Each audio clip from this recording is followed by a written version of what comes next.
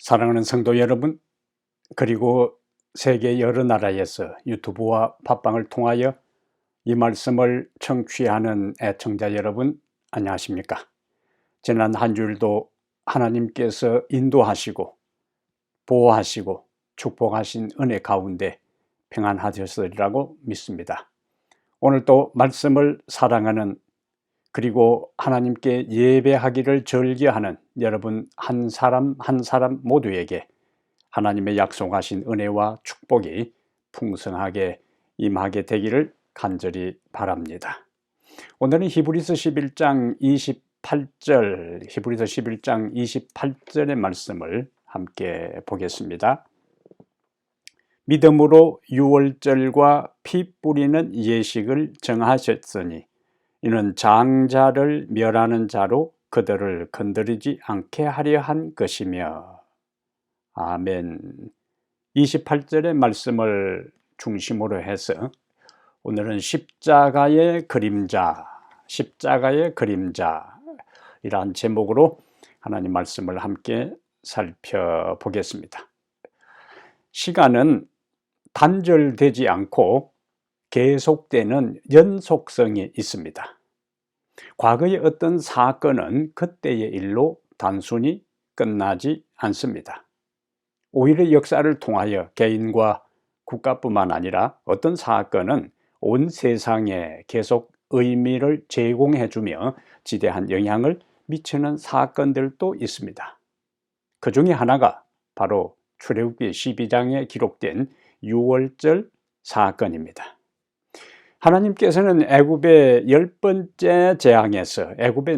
10번째 재앙에서 이스라엘 백성의 장자가 살아남을 수 있는 유일한 방법을 모세를 통해 말씀을 해 주셨어요. 그 방법이 무엇이었을까요? 그것은 각 가정에서 양을 잡아 그달 10일 저녁 해질 때에 양을 잡아 그 피를 집 좌우 설주와 임방에 바르는 것이었습니다. 그렇게 할 때에 어떤 결과가 있는가 하는 약속이 출애굽기 12장 13절에 기록되어 있어요. 출애굽기 12장 13절에 내가 애굽 땅을 칠 때에 그 피가 너희가 사는 집에 있어서 너희를 위하여 표적이 될지라. 내가 피를 볼 때에 너희를 넘어가리니 재앙이 너희에게 내려 너희 멸하지 아니하리라. 피가 있는 집은 하나님의 멸망의 천사가 넘어가겠다고요. 지나치겠다는 말씀이죠. 패스 오버입니다. 그냥 통과하겠다는 말씀이. 그날 밤에 피가 없는 애굽의 모든 집의 장자는 예외 없이 죽었습니다. 바로의 왕조로부터 시작해서 맷돌 돌리는 비천한 여자와 그리고 감옥에 투옥되어 있는 사람들과 모든 짐승의 첫 새끼들은 다 죽었어요.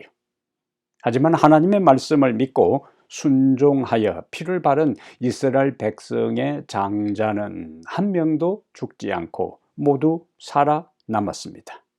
이것이 출애굽기 12장에 기록된 유월절 사건에 대한 기록입니다. 이러한 역사적 배경을 근거로 해서 오늘 본문 히브리서 11장 28절에서는 믿음으로 강조합니다. 유월절과 피 뿌리는 예식을 정하였으니 유월절과 피 뿌리는 예식을 정한 그 가장 기본적인 출발이 뭐냐? 믿음으로 유월절과 피 뿌리는 의식을 정하셨으니 왜 그런 일을 했는가? 이는 장자를 멸하는 자로 그들을 건드리지 않게 하려 한 것이라고 강조하고 있어요. 사실 이 유월절 사건은 서론에서 이야기했던 것처럼 미래에 있을 그리스도의 희생을 믿는 사람이 어떻게 구원을 받는가 하는 그 구원의 원리를 한 사건을 통하여 보여주는 상징적 의미가 있습니다. 그래서 유월절 전반적인 사건은 바로 십자가를 미리 보여주는 것이었기 때문에 오늘 제목을 십자가의 그림자라 그렇게 제목을 붙여 보았습니다. 오늘은 모세가 믿음으로 유월절과 피 뿌리는 예식을 정하여 진행한 방법과 과정을 통해서 하나님께서 오늘 이 시대를 살아가는 여러분과 저에게 주시는 하나님의 영적 메시지가 무엇인지를 함께 살펴보려고 합니다. 첫 번째, 흠 없는 유월절 어린 양은 무엇을 상징하는가? 흠 없는 유월절 어린 양은 바로 무죄하신 그리스도를 표상합니다. 먼저 유월절 양은 출애굽기 12장 5절에 보면은 흠이 없어야 했어요. 흠 없는 유월절 어린 양입니다. 왜 유월절 어린 양이 흠 없는 것을 하나님 앞에 드리도록 했을까? 그것은 유월절 어린 양은 바로 우리의 구원자 되시는 하나님의 어린 양 예수 그리스도를 상징하기 때문에 하나님께서 그렇게 흠 없는 양을 유월절 양으로 선택하도록 말씀을 하신 겁니다. 어린 양이 흠이 없어야 했던 것은 히브리서 9장 14절에 어린 양이 흠이 없어야 했던 중요한 이유를 히브리서 9장 14절에서는 영원하신 성령으로 말미암아 흠 없는 자기를 하나님께 드린 그리스도라고 표현했어요. 어린 양은 어린 양으로서 유월절 양으로서 끝나는 것이 아니고 미래의 인류를 구원하기 위해서 오실 흠 없는 예수 그리스도를 표상하기 때문에 그 양은 흠 없는 양이 되어야 했습니다. 성경은 반복해서 예수님께서 죄가 없으신 분이라는 사실을 여러 곳에서 강조하고 있어요. 베드로전서 1장 19절에도 너희가 알거니와 너희 조상이 물려준 헛된 행실에서 대속함을 받은 것은 은이나 금같이 없어질 것으로 된 것이 아니요 흠없고 점없는 그리스도의 보배로운 피로 된 것이니라고 말씀을 했어요. 여기에 흠없고 점없는 그리스도의 보배로운 피라는 말씀이 베드로가 강조하는 요점이 되겠습니다.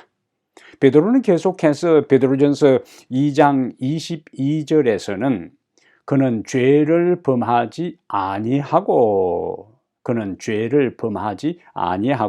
그 입에 거짓도 없으시니라고 강조했어요.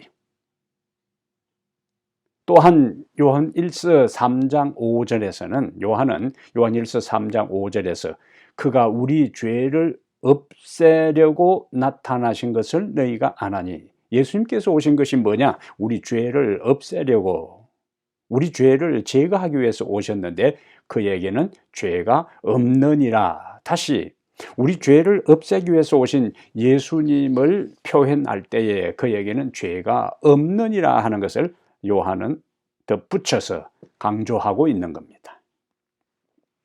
우리가 예수님의 마지막 순환주간 기간 동안 예수님을 중심으로 예수님의 죽음과 직간접적으로 관련되어 있는 사람들의 입을 통해 성경의 저자들은 한결같이 예수님의 죽음과 관계된 사람들의 입을 통해 예수님을 어떤 존재로 설명하고 있는가?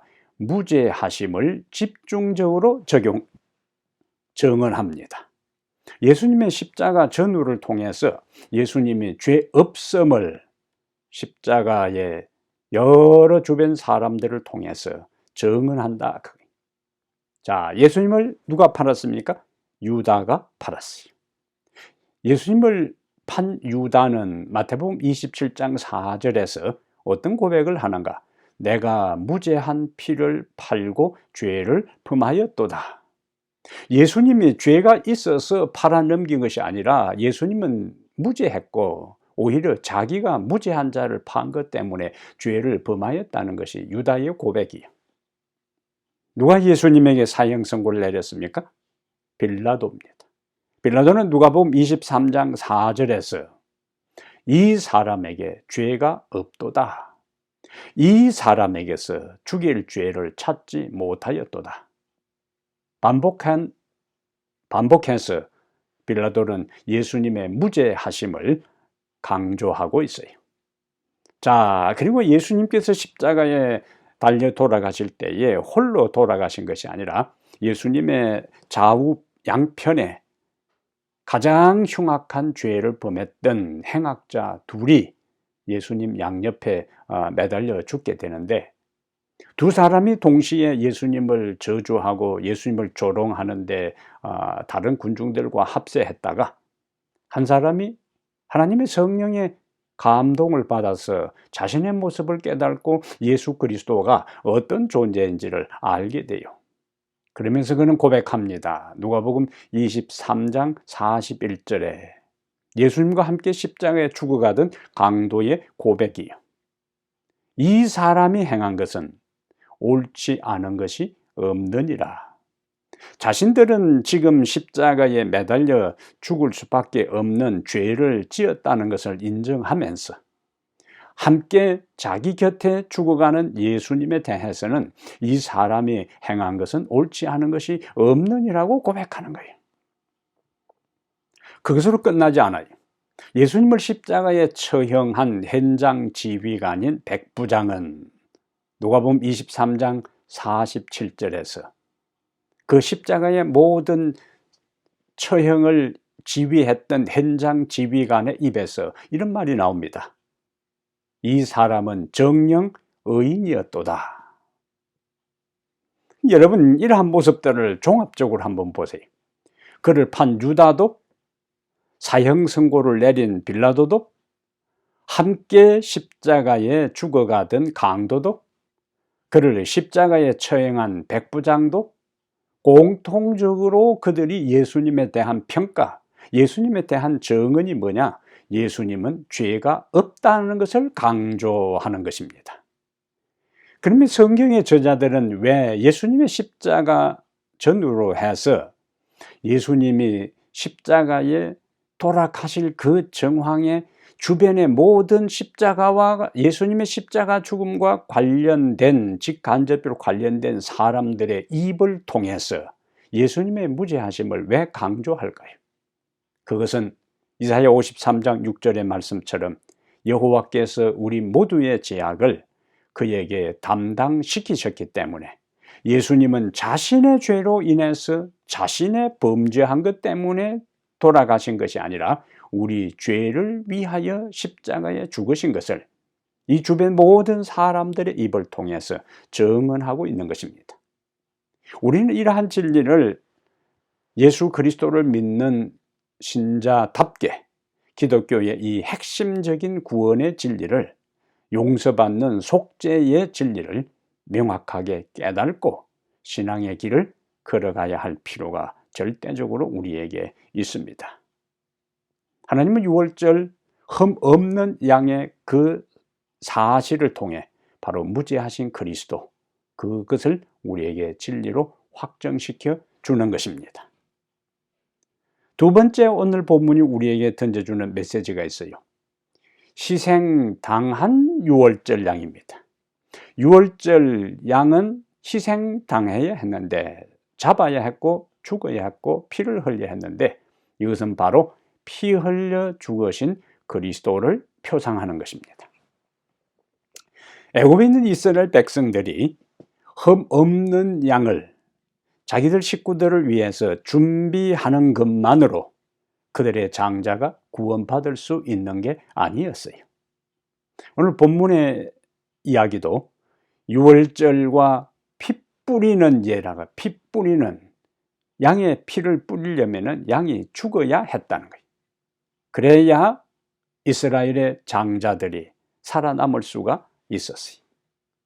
흠없는 양을 선택한 그것으로 이스라엘 장자들이 구원받을 수 있는 것이 아니고, 멸망에서 면할 수 있는 것이 아니고, 그달 14일 해질 때에 선택한 양은 죽어 피를 흘려야 했습니다. 그러면은 죽어 피를 흘린 그 양은 뭘 상징하는가? 예수님은 원래 죄가 없으시고 또한 33년 동안 한 번도 죄를 범하지 않는 삶을 살았어요. 무죄한 생애를 살았습니다. 그러면 예수님이 죄 없는 분이시고 33년 동안 한 번도 죄를 범하지 아니한 그 일이 우리 모든 인간을 구원할 수 있는 일이 되었는가? 아니라는 거예요.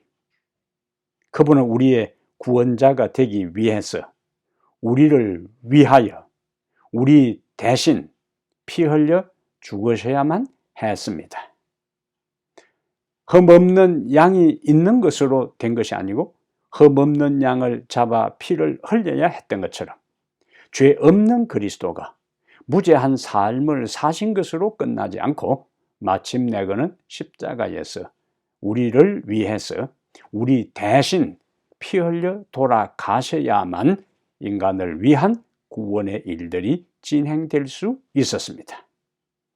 그래서 바울은 고린도전서 5장 7절에서 우리의 유월절 양 곧 그리스도께서 희생이 되셨느니라고 강조하고 있어요.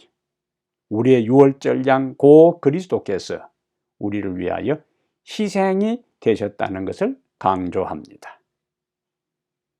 동일하게 바울은 히브리 9장 22절에서 피 흘림이 없은즉 사함이 없다고요. 진정한 용서는 그 범죄한 자를 위해서 예수께서 피를 흘리고 희생되셔야만이 용서가 이루어지고 속죄가 진행된다는 것을 강조하는 거예요. 피 흘림이 중요합니다. 그래서 이미 구약시대에도 신약의 예수님께서 십자가에서 피 흘려 속죄할 것을 말씀하시면서 레위기 17장 11절에 육체의 생명은 피에 있음이라, 육체의 생명은 피에 있음이라 하면서 내가 이 피를 너희에게 주어 너희의 생명을 위하여 속죄하게 하리니 생명이 피에 있으므로 피가 죄를 속죄한다. 하나님께서 모세를 통하여 레위기 17장 11절에서 피를 흘리는데 피는 생명이다. 그리고 그 피가 흘려졌을 때에 그 피로 인해서 너희의 죄를 속죄하겠다는 것이 하나님의 구원 원리였습니다. 예수님의 피로 결국 우리는 신약의 여러 저자들이 이야기하는 것처럼 예수님의 피로 우리는 죄 사함을 받습니다. 예수님의 피로 우리는 깨끗함을 입어요. 예수님의 피로 죄에서 해방되고 예수님의 피로 우리는 의롭다함을 받으며 예수님의 피로 서로 화목될 수 있으며 예수님의 피로 성령의 능력을 얻을 수가 있습니다. 우리가 죄를 용서받고 깨끗함을 입고 의롭다함을 입고 죄에서 해방되고 그리고 화목할 수 있고 성령의 능력을 얻도록 하기 위해서 이 모든 것이 가능하도록 하기 위해 예수님께서 피 흘려 돌아가셨어요. 이 모든 것은 바로 우리를 향하신 하나님의 희생적 사랑이었습니다. 사랑에는 희생이 따르는 거예요. 그 희생이 크면 클수록 그 사랑도 더 크고 더 높고 더 넓고 더 깊을 수가 있는 것입니다. 사랑은 희생의 열매인 것입니다.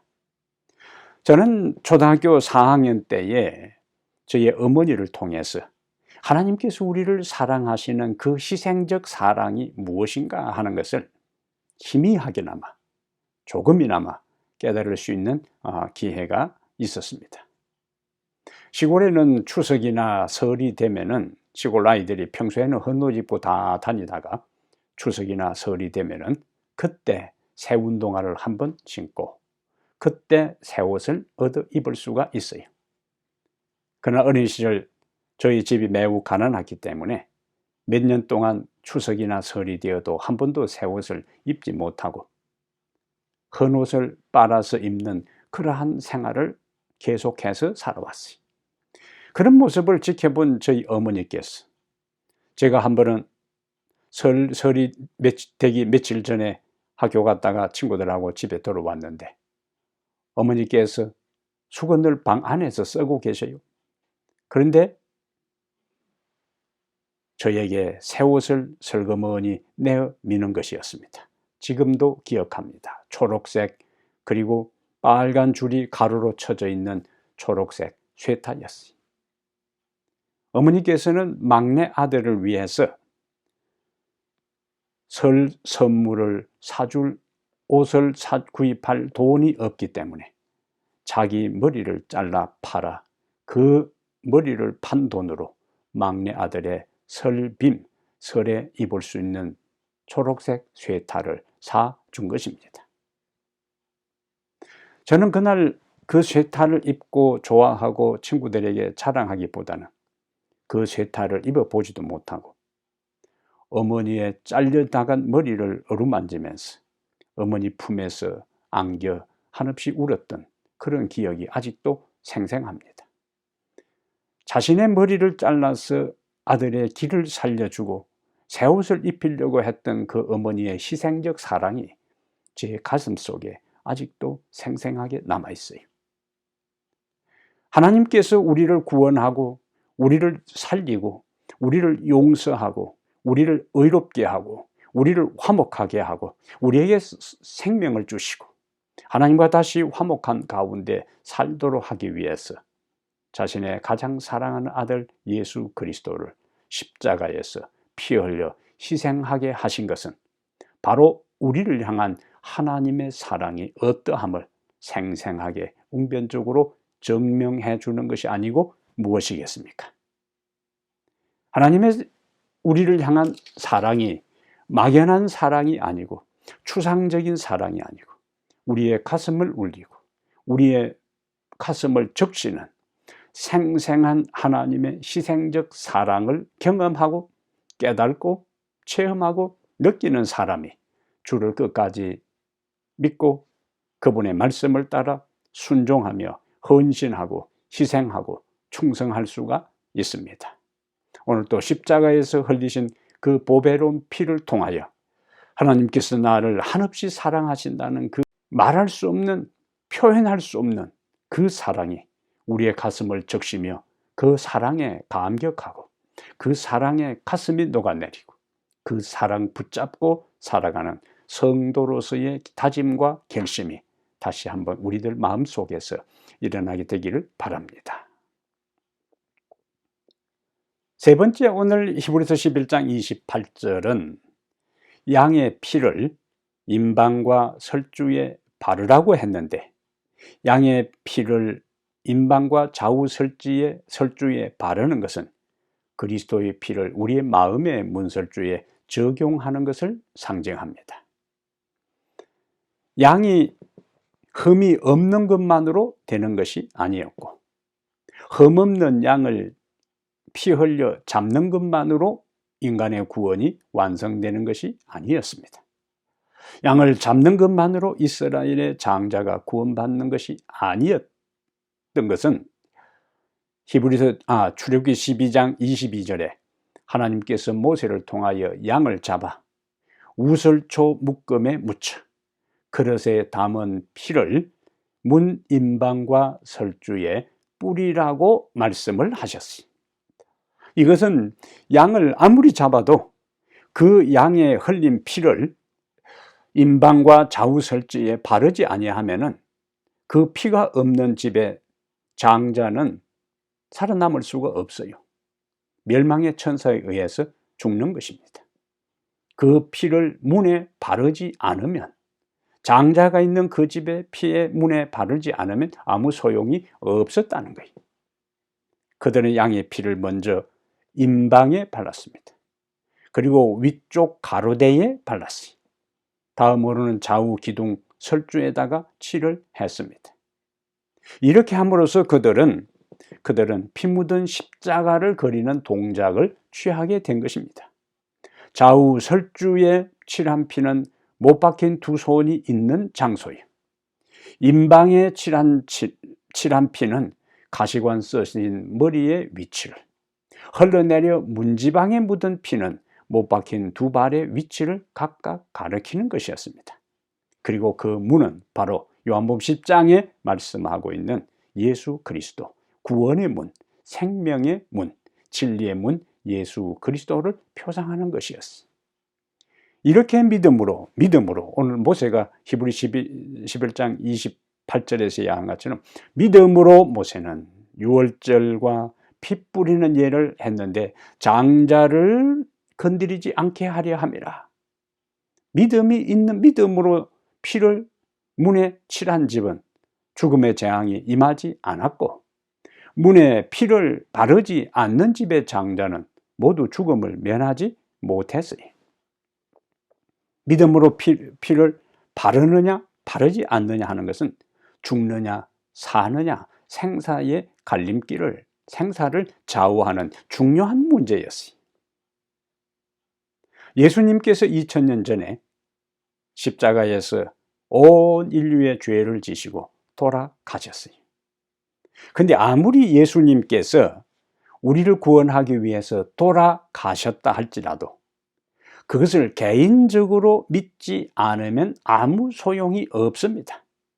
유월절 양을 잡아 유월절 예식을 정하고 피를 뿌리는 거기에도 오늘 본문에서 강조하는 것은 믿음으로 모세는 유월절 예식과 믿음으로 모세는 피 뿌리는 예를 정했다고 했는데, 집집에 다 양을 잡은 다음에 피를 바르는 그것은 믿음으로 발랐어요.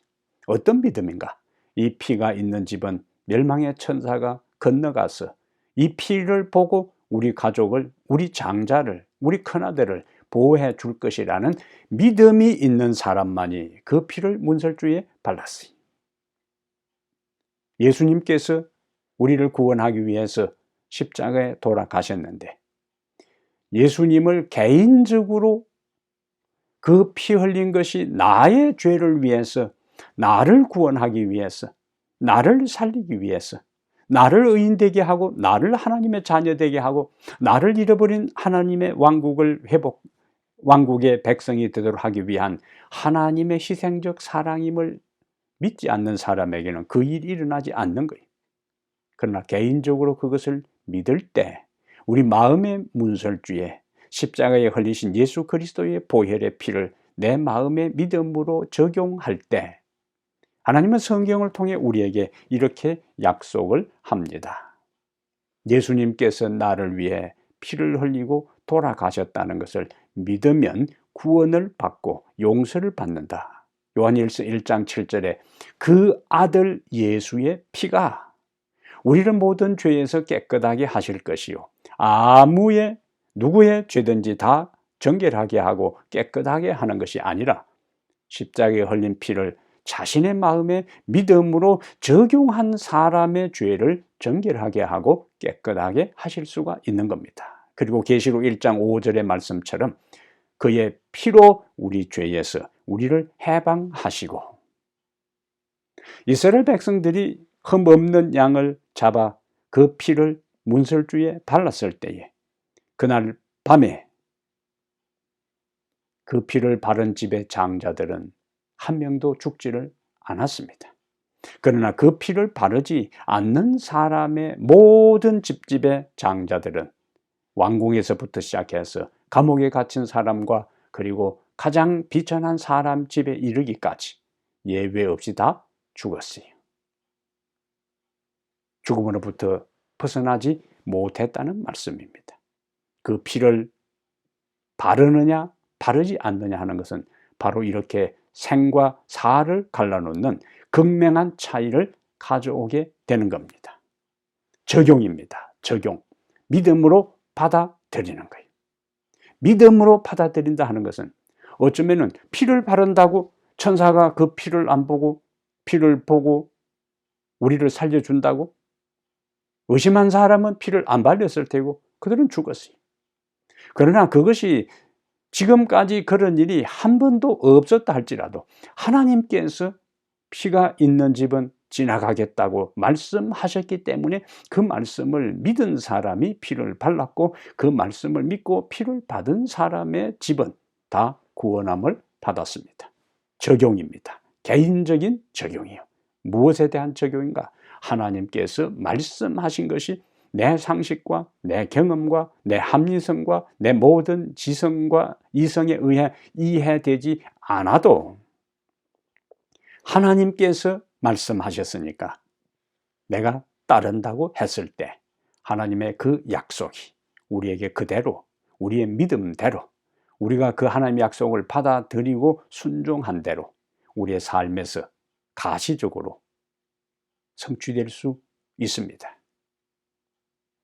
1974년에 세계를 떠들썩했던 한 사건이 있었습니다. 그것은 2차 대전이 끝난 지 1945년에 2차 대전이 끝났으니까 1974년이면 거의 30년이 지났는데도 필리핀의 루방섬에서 짐승처럼 그동안 생활하던 일본 정보 장교 출신 소위 오노다 소위 때문이었어요. 30년이 지난 다음에 드디어 이 오노다 소위가 자신이 짐승 같은 생활을 하던 루방섬 정글에서 나와 자유를 얻던 날이었습니다. 국민적 영웅으로 전 세계의 매스컴의 중심에 섰던 인물이 바로 오노다 소위였어요.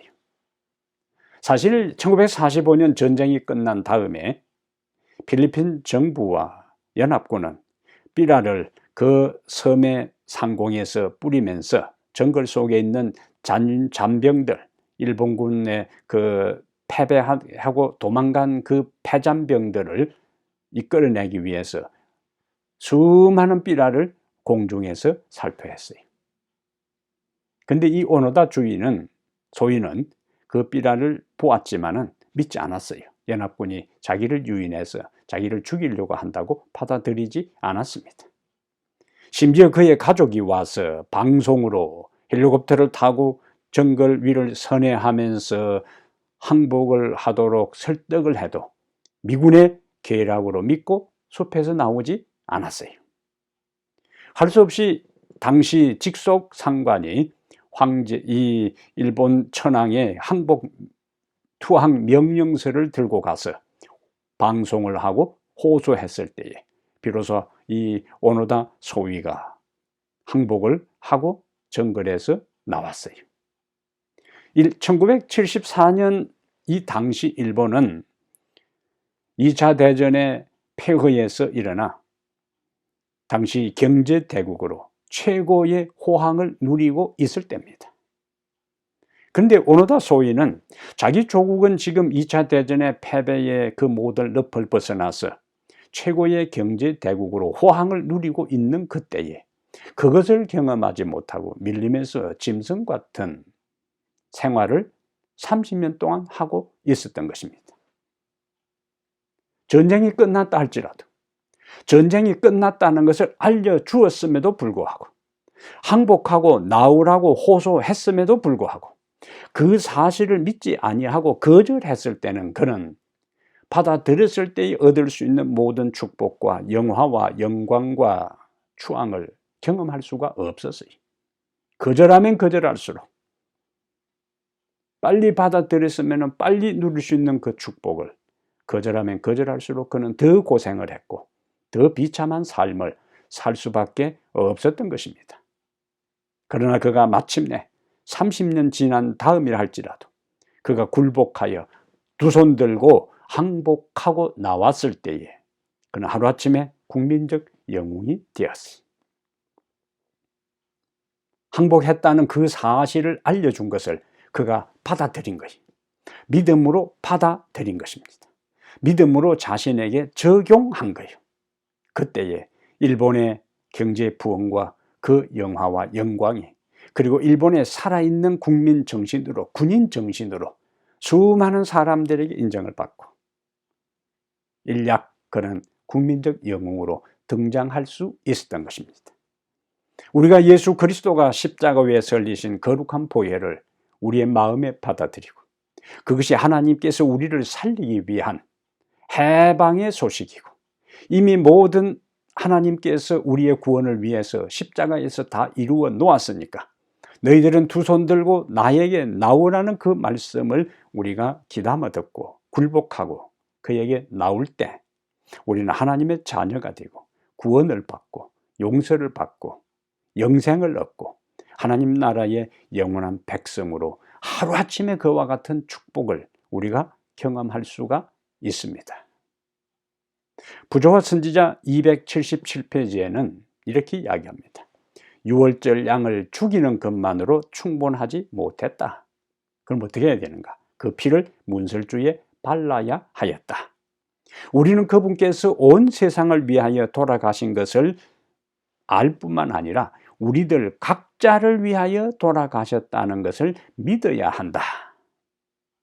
우리는 속죄의 희생의 공로를 우리 자신에게 적용시켜야 한다. 양이 피를 흘렸을 때 그 피를 좌우 문설주와 임방에 발라야 효력이 발생했던 것처럼 십자가에 돌아가신 예수 그리스도, 피 흘린 예수 그리스도를 우리가 믿음으로 받아들일 때 2000년 전에 돌아가신 예수 그리스도의 십자가의 그 공로가 오늘을 살아간 우리에게 역사할 수가 있는 것입니다. 오늘 방송을 통하여 이 말씀을 듣는 사랑하는 우리 성도들 여러분, 그리고 세계 여러 나라에 흩어져 있는 청취자 여러분, 오늘 이 시간 조용히 자문해 보시기를 바랍니다. 나는 과연 2000년 전에 돌아가신 예수 그리스도의 거룩한 보혈을 내 마음에 적용하고 참으로 믿고 믿음의 길을, 신앙생활을 하고 있는가? 자신을 깊이 성찰하는 이 시간이 되기를 바랍니다. 그러므로 사랑하는 여러분, 무죄하신 예수 그리스도, 우리를 위해 피 흘려 돌아가신 예수 그리스도, 그분의 보혈을 우리들 모두가 이 시간 우리 마음에 적용시켜 용서함을 받고 하나님의 자녀로서 구원과 자유와 기쁨을 누리며 살아가는 우리 모든 성도들 되시기를 이 시간에 간절히 바랍니다. 하늘에 계신 우리 하나님 아버지, 죄 가운데서 속절없이 죽어야 할 우리를 죄 없는 예수 그리스도께서 십자가에 피 흘려 돌아가심으로 우리를 구원해 주신 것을 저희들이 믿음으로 받아들입니다. 예수 그리스도의 그 고귀한 피와 보혈을 우리 마음의 문설주에 바릅니다. 믿음으로 받아들인 우리에게 하나님 새 생명을 주시고 의롭게 하시고 정결하게 하시고 하나님과의 화목이 이루어지게 하시며 성령의 생명의 능력으로 인생을 살아가게 해 주시옵소서.